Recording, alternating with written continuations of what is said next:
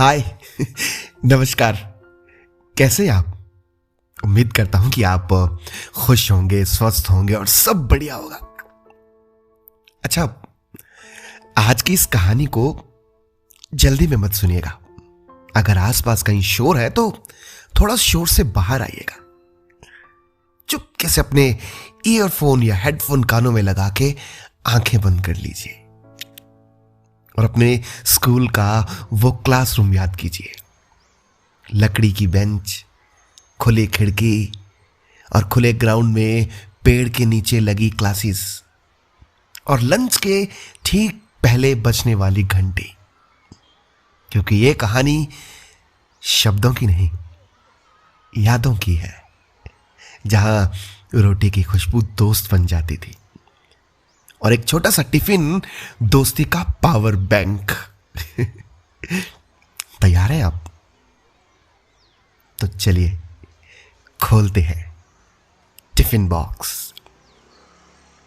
Tiffin box सिर्फ tiffin box नहीं था, वो यादों का, भावनाओं का पिटारा था। हर सुबह मां अलमारी से वही नीला टिफिन निकालती जिसमें वो अपना प्यार और दुलार भर के देती थी। ढक्कन खुलते ही गर्म रोटी की भाप और घर की खुशबू चारों ओर फैल जाती। ऊपर सूखी रोटी, नीचे आलू की सब्जी और कोने में हरी मिर्च होती थी जिसे हम खाने की हिम्मत कभी नहीं करते थे।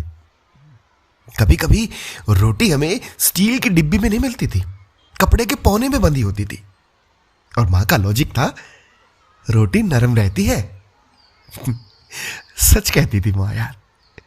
उस कपड़े में भी मां के हाथों की गर्मी और घर की महक बसी होती थी और खाना खाने के बाद उसी से हम मुंह और हाथ पोंछ लेते थे। स्कूल पहुंचते पहुंचते टिफिन बस वजन नहीं रहता था, वो एक भरोसा बन जाता था। जैसे ही क्लासरूम में लंच टाइम होता, किसी एक का ढक्कन पहले खुलता और अचार की खुशबू पूरी कमरे में फैल जाती। बिना देखे पता चल जाता था कि आज किसी के घर से आम का अचार आया है, आज किसी के घर से प्याज की सब्जी आई है, आज किसी के घर से पराठे की खुशबू आई है। और पूरा क्लासरूम एक पल को पढ़ाई भूल जाता और रेस्टोरेंट में तब्दील हो जाता। कभी कभी पता क्या होता था, बीच पीरियड भूख लग जाती।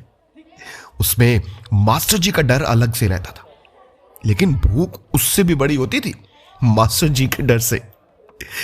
तभी क्या करते, बेंच के नीचे से चोरी से टिफिन खिसकता, किताब आड़ बनती और चोरी चोरी एक रोटी की बाइट टूटती। पीछे से दोस्त फुसफुसाता, मेरे पास आम का अचार है, लेगा? हम मुस्कुराकर बिना कुछ बोले रोटी का एक टुकड़ा आगे बढ़ा देते और वो चुपके से अचार का एक टुकड़ा उस रोटी के टुकड़े पे रख देता। दरअसल वो सिर्फ टुकड़े नहीं थे, इन्हीं टुकड़ों के साथ दोस्ती बंधी हुई थी। कभी कभी ऐसा भी होता था कि किसी का टिफिन गिर जाता और सब्जी पूरी क्लास में फैल जाती थी। सारी क्लास जोर जोर से हंसने लगती, पर जिसका टिफिन गिरता था वो भूखा नहीं रहता था। कोई ना कोई उसके सामने अपना टिफिन कर देता। कोई दोस्त अपनी रोटी आगे बढ़ा देता, तो कोई अपनी सब्जी, तो कोई घर से लाई हुई मिठाई। बिना सवाल, बिना हिसाब। तब किसी को मेरा और तेरा नहीं पता था, बस हम पता होता था। और बरसात के दिनों में टिफिन और भी खास हो जाता था। टिफिन से बैग में आती गर्मी ठंडे हाथों को सुकून देती थी। खिड़की के बाहर बारिश गिरती रहती और अंदर हम चुपके चुपके रोटी खाते खाते अटकेलियां करते बादलों की गिनती करते रहते। कभी कभी सब्जी कॉपी पे गिर जाती और दाग लग जाता। ये वही दाग थे जो आज तक हमने संभाल के रखे हैं। लंच ब्रेक की घंटी फिर से बजती और टिफिन बंद हो जाता। घर लौटते वक्त यह खाली टिफिन ना सबसे भारी लगता था, क्योंकि उसमें दिन भर की हंसी, डर, दोस्ती और मां का प्यार भरा होता था। आज सब बदल गया। स्कूल बदल गए, क्लासरूम बदल गए और इन सब में टिफिन बॉक्स कहीं खो सा गया। आज पैकेट वाला खाना है, स्कूल में बड़ी बड़ी कैंटीन्स हैं और डे वाइज मेन्यू भी है।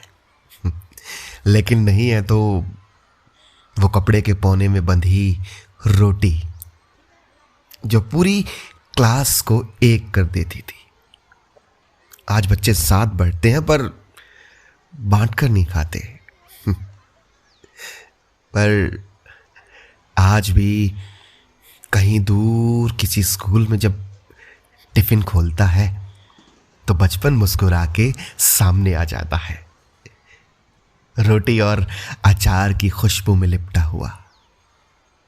लगता है जैसे वो नीला टिफिन अब भी किसी कोने में बैठा हुआ है, बस घंटी बजने का इंतजार कर रहा है, जिसमें स्वाद से ज्यादा यादें भरी हुई थी, क्योंकि बात सिर्फ टिफिन की नहीं थी, यादों की थी।